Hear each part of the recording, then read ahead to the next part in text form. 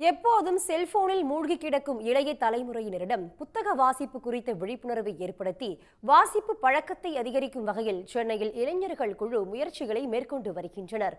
அது குறித்த ஒரு சிறப்பு செய்தி தொகுப்பை தற்பொழுது காணலாம்.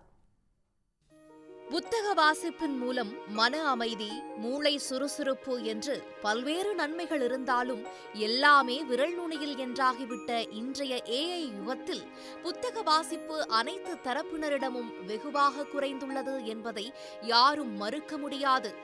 இந்த நிலையை மாற்றி புத்தக வாசிப்பை அதிகப்படுத்தும் நோக்கில் சென்னை பெசன்ட் நகர் கடற்கரையில் இளைஞர்கள் குழு ஒன்று கூடி புத்தகங்களை வாசித்து வருகின்றனர். பெஸ்ஸி ரீட்ஸ் என்ற பெயரில் முதலில் 10 பேரோடு தொடங்கப்பட்ட இந்த குழுவில் தற்போது நூற்றுக்கணக்கானோர் இணைந்துள்ளனர். வார விடுமுறையான ஞாயிற்றுக்கிழமையில் கடற்கரையில் சூரிய உதயத்தை காணவும் உடற்பயிற்சி மேற்கொள்ளவும் வருபவர்களுக்கு மத்தியில் இந்த குழுவினர் புத்தக வாசிப்புக்காகவே வருகை தருகின்றனர். சமூக வலைதள பக்கங்கள் மூலமாகவே இது சாத்தியமாக இருப்பதாக கூறும் பெஸ்ஸி ரீட்ஸ் குழுவின் ஒருங்கிணைப்பாளர் கிருத்திகா தங்கள் குழுவின் செயல்பாடுகள், அறிவிப்புகள் அனைத்தையும் சமூக வலைதள பக்கத்தில் தெரிந்து கொள்ளலாம் என்கிறார். Every Sunday morning 6 to 9 AM நாங்கள் இங்கே இருப்போம். இன்ஸ்டாகிராமில் பெஸ்ஸி ரீட்ஸ் அப்படின்னு ஒரு பேஜ் இருக்குது.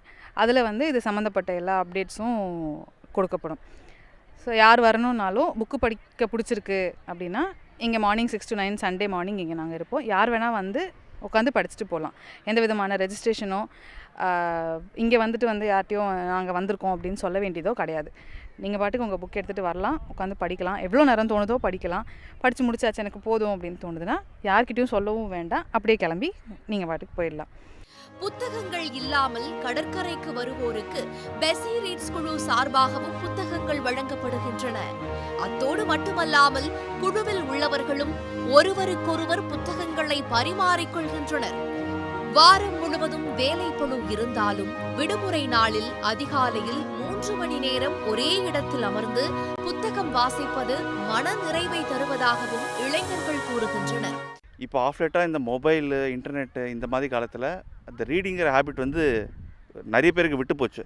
ஸோ அதை திருப்பி அந்த ஹேபிட்டை டெவலப் பண்ணுறதுக்கு இந்த மாதிரி ஒரு குரூப்பில் ஜாயின் பண்ணி காலங்காலத்தால் ஒரு சண்டே மார்னிங் இந்த மாதிரி ஒரு என்வரான்மெண்ட்டில் படிக்கிறதுங்கிறது ரொம்ப நல்ல பழக்கம். புக்கு படிக்கிற நமக்கு வீட்டில் படிக்க முடியாது, ரொம்ப உட்காந்து டிஸ்ட்ராக்ஷன் நிறைய இருக்கும், ஃபோன் பார்ப்போம், ஏதாவது ஒரு வேலை வந்துகிட்டே இருக்கும். இப்போ அதுக்குன்னு ஒரு இடத்துக்கு கிளம்பி வந்துட்டோம் அப்படின்னா கொஞ்சம் ஒரு 2 மணி நேரம் உட்காந்து நம்ம எதுக்குன்னு சொல்லிட்டு செலவிட்டு நம்ம படிப்போம்.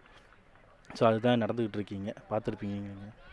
வாசிப்பு பழக்கத்தை அதிகரிக்க அரசு மற்றும் தனியார் தொண்டு நிறுவனங்கள் பல்வேறு முயற்சிகளை மேற்கொண்டாலும் தனி மனிதனாகிய ஒவ்வொருவரும் அதில் ஈடுபாட்டோடு படிக்கும் போதுதான் புத்தக வாசிப்பு என்பது முழுமையடையும் என்கிறார்கள் பெஸ்ஸி ரீட்ஸ் குழுவினர். புத்தக வாசிப்பு மன ஆரோக்கியம் மற்றும் மூளைக்கு புத்துணர்ச்சி உள்ளிட்ட பல்வேறு நன்மைகளை அளித்தாலும் தற்போது இருக்கக்கூடிய தலைமுறையிடம் புத்தக வாசிப்பு என்பது வெகுவாக குறைந்துள்ளது. இதனை மீட்டெடுக்கும் வகையில் இளைஞர்கள் ஒன்றிணைந்து சென்னை பெசன்ட் நகர் கடற்கரையில் ஞாயிற்றுக்கிழமைகளில் தன்னார்வலர்களாக புத்தகத்தை படிக்க வேண்டும், அதேபோல் வாசிப்பு ஆர்வத்தை தூண்டும் வகையில் இளைஞர் குழு இங்கு அமைக்கப்பட்டுள்ளது. இது சமூக ஆர்வலர்களிடையே வரவேற்பை பெற்றுள்ளது. சன் செய்திகளுக்காக ஒளிப்பதிவாளர் சங்கருடன் செய்தியாளர் பாலாஜி. உடனுக்குடன் செய்திகளை தெரிந்து கொள்ள சன் நியூஸ் பெல் ஐகானை கிளிக் பண்ணுங்க.